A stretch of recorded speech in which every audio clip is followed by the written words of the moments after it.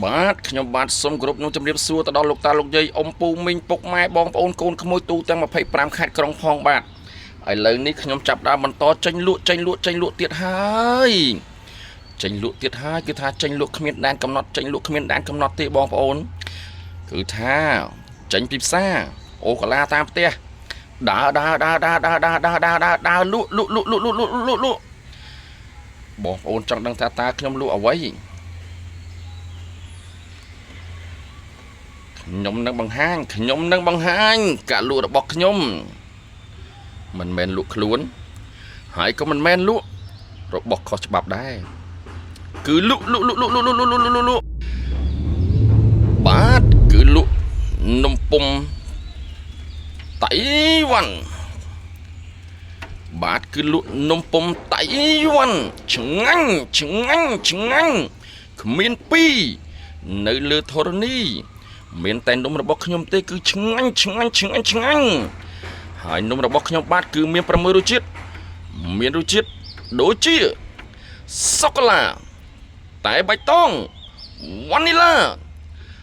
តយស្ទ្រូប៊េរីដូងឆ្ងាញ់មានស្នេហាមានការជឿចាប់ថាមានស្នេហាមានការជឿចាប់ថាមានស្នេហាមានការជឿចាប់ណាហើយចឹងបានថាមានស្នេហាមានការឈឺចាប់តែយើងកុំយកពេលឈឺចាប់ជាមួយនឹងស្នេហាខ្លាំងពេកបងប្អូនត្រូវយកពេលមកលក់ដូរដើម្បីកាត់បន្ថយការឈឺចាប់គ្រប់គ្រាគ្រប់បញ្ហាតែម្ដងបើសិនជាបងប្អូនជួបនៅវិបត្តិស្នេហាវិបត្តិប្រឆារឿងស្នេហាសូមមេត្តាកុំឈឺចាប់គិតខ្លីលុតទឹកលាបថ្នាំឬធ្វើអតិគិតខ្លួនឯងយកពេលបំរើការងារយកពេលធ្វើការប្រកបរបររស់ស៊ីនោះបងប្អូននឹងបំភ្លេចការឈឺចាប់បំភ្លេច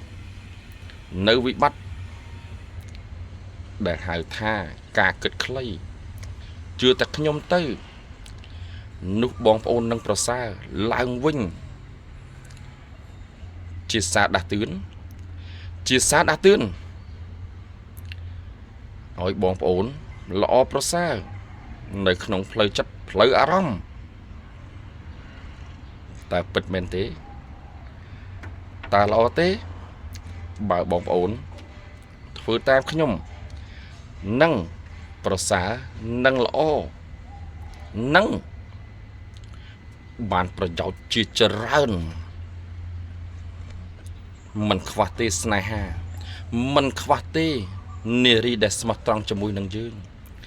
ហើយក៏មិនខ្វះទេគេហៅថាសប្បាយផ្លូវចិត្តផ្លូវអារម្មណ៍សំខាន់រកដៃគូដែលល្អប្រសើរបើយើងជួបដៃគូស្នេហាដែលធ្វើឲ្យយើងឈឺចាប់ខូចចិត្តផិតក្បត់សុំដើរចេញសុំកុំគិតខ្លីសុំកុំកាត់ទុកយកពេលទៅអង្គុយ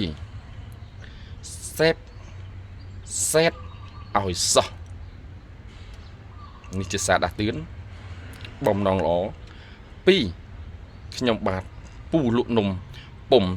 តៃវ៉ាន់ឆ្ងាញ់គ្មានពីរនៅលើធរណីមានតែនំខ្ញុំទេដែលឆ្ងាញ់ដូចជាអួតពេកហើយតើបងប្អូនមានអារម្មណ៍ថាខ្ញុំអួតពេកហើយតើមែនទេអូខេគ្រាន់តែជាការនិយាយលេងទេបងប្អូនបាទមិនមែននំខ្ញុំទេដែលឆ្ងាញ់នៅលើធរណីនេះមាននំបងប្អូនផ្សេងគាត់ឆ្ងាញ់ដែរប៉ុន្តែសូមជួយជីវនំខ្ញុំផងបាទខ្ញុំសុបអង្វរ bà khơi hơi chui tình chui chữ phongបាទអរគុណច្រើនអរគុណបាទហើយក៏សូមជូនពរទៅដល់លោកតាលោកយាយអ៊ំពូមីងពុកម៉ែបងប្អូនកូនក្មួយទូទាំង25ខេត្តក្រុងនិងក្រៅប្រទេសជួបតែសំណាងល្អហេងហេសុខសប្បាយគ្រប់គ្នាណាបាទអរគុណច្រើនជម្រាបលាណាបាទអរគុណច្រើនបាទមានស្នេហាមានការឈឺចាប់មានស្នេហាមានការឈឺចាប់ថាមានស្នេហាមានការឈឺចាប់ណាហើយឈប់ឈឺចាប់ទៅបន្តឈឺចាប់ទៀតមិនដឹងថាបានផលប្រយោជន៍អីទេឈប់ហើយខ្ញុំឈប់ឈឺចាប់ហើយបាទអរគុណជម្រាបលាណាបាទអរគុណច្រើន